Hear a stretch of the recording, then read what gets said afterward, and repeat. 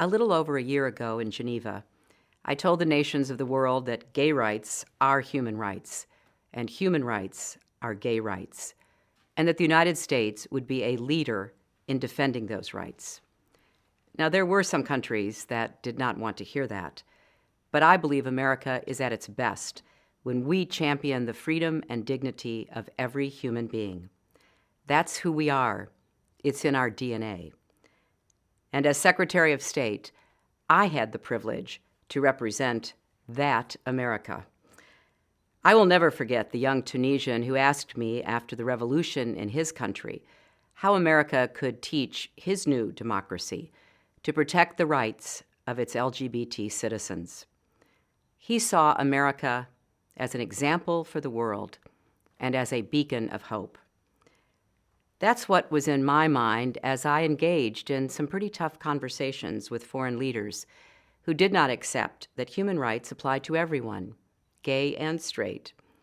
When I directed our diplomats around the world to combat repressive laws and reach out to the brave activists fighting on the front lines. And when I changed State Department policy to ensure that our LGBT families are treated more fairly. Traveling the world these past 4 years reaffirmed and deepened my pride in our country and the ideals we stand for. It also inspired and challenged me to think anew about who we are and the values we represent to the world. Now, having left public office, I want to share some of what I've learned and what I've come to believe. For America to continue leading in the world, there is work we must do here at home. That means investing in our people, our economy, our national security.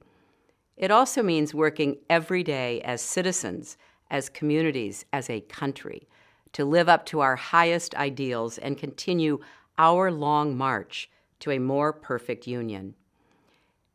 LGBT Americans are our colleagues, our teachers, our soldiers, our friends, our loved ones.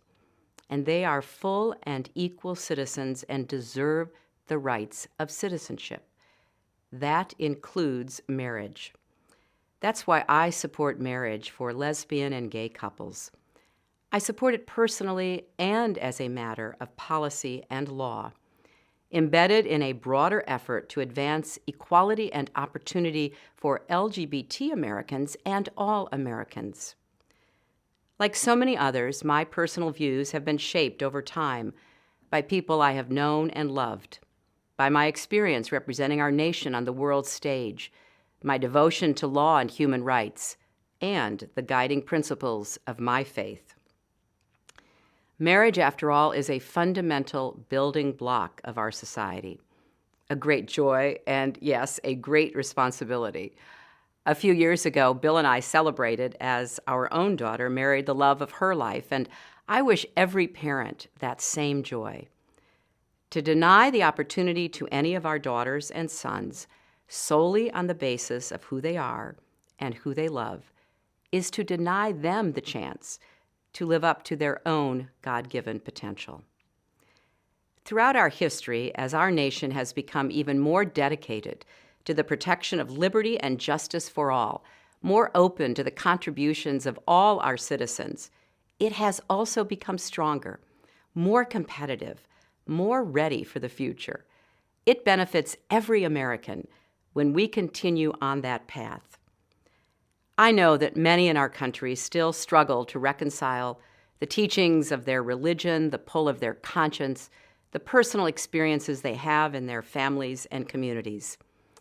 And people of goodwill and good faith will continue to view this issue differently. So I hope that as we discuss and debate, whether it's around a kitchen table or in the public square, we do so in a spirit of respect and understanding. Conversations with our friends, our families, our congregations, our co-workers, are opportunities to share our own reflections and to invite others to share theirs. They give us a chance to find that common ground and a path forward. For those of us who lived through the long years of the civil rights and women's rights movements, the speed with which more and more people have come to embrace the dignity and equality of LGBT Americans has been breathtaking and inspiring. We see it all around us every day in major cultural statements and in quiet family moments. But the journey is far from over, and therefore we must keep working to make our country freer and fairer, and to continue to inspire the faith the world puts in our leadership. In doing so, we will keep moving closer and closer to that more perfect union promised to us all. Thank you.